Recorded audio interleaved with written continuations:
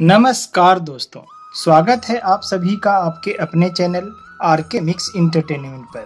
आइए आज हम सुनते हैं कथा भगवान श्री हरि विष्णु के महात्म्य से परिपूर्ण निर्जला एकादशी की, जिसे हम भीमसेनी एकादशी के नाम से भी जानते हैं। एक बार जब महर्षि वेदव्यास पांडवों को चारों पुरुषार्थ धर्म, अर्थ, काम और मोक्ष देने वाली एकादशी व्रत का संकल्प करा रहे थे, तब महाबली भीम ने उनसे कहा, हे पितामह, आपने प्रतिपक्ष एक दिन के उपवास की बात कही है। मैं एक दिन तो क्या, एक समय भी भोजन के बगैर नहीं रह सकता। मेरे पेट में वृक नाम की जो अग्नि है, उसे शांत रखने के लिए मुझे कई लोगों के बराबर और कई बार भोजन करना पड़ता है। तो क्या अपनी इस भूख के कारण मैं एकादशी जैसे पुण्य व्रत से वंचित रह जाऊंगा? तब महर्षि वेदव्यास ने भीम से कहा, कुंती नंदन भीम, ज्येष्ठ मास की शुक्ल पक्ष को तुम निर्जला नाम की एक ही एकादशी का व्रत करो तो तुम्हें संपूर्ण वर्ष की समस्त एकादशियों का फल प्राप्त होगा और निस्संदेह तुम इस लोक में सुख, यश और मोक्ष प्राप्त करोगे।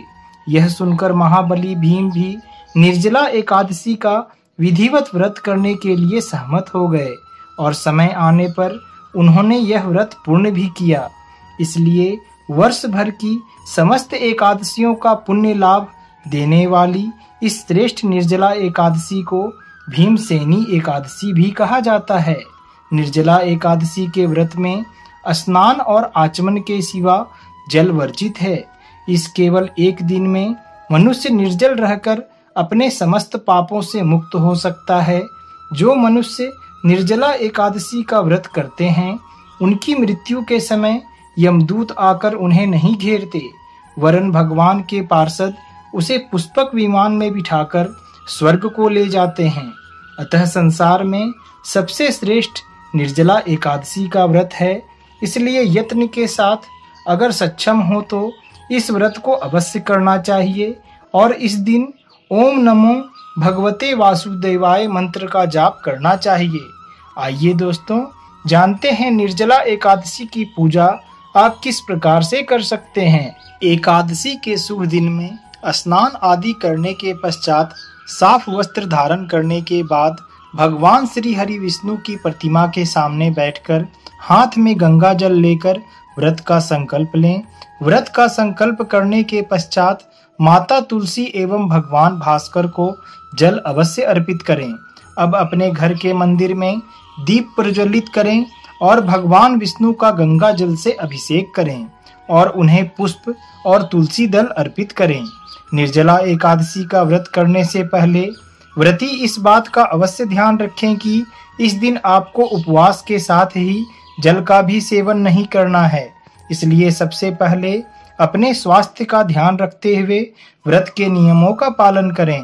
अपनी पूजा सामग्री में फल, तिल और तुलसी को अवश्य रूप से शामिल करें।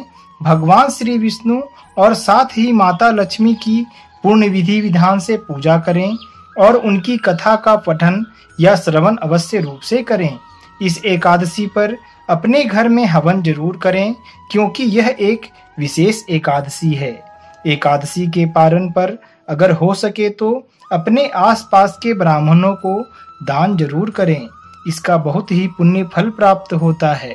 आइए दोस्तों, अब जानते हैं कि साल 2023 में आप निर्जला एकादशी का पावन पर्व किस तिथि को कर सकते हैं।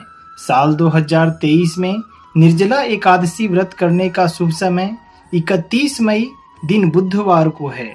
इस दिन एकादशी तिथि 30 मई को दोपहर के 1:07 से आरंभ हो रही है, जो 31 मई को दोपहर के 1:45 पर समाप्त हो जाएगी। द्वादशी के दिन अर्थात 1 जून को व्रत के पारण करने का शुभ समय सुबह के 5:24 से सुबह के 8:10 तक का है। जय श्री विष्णु।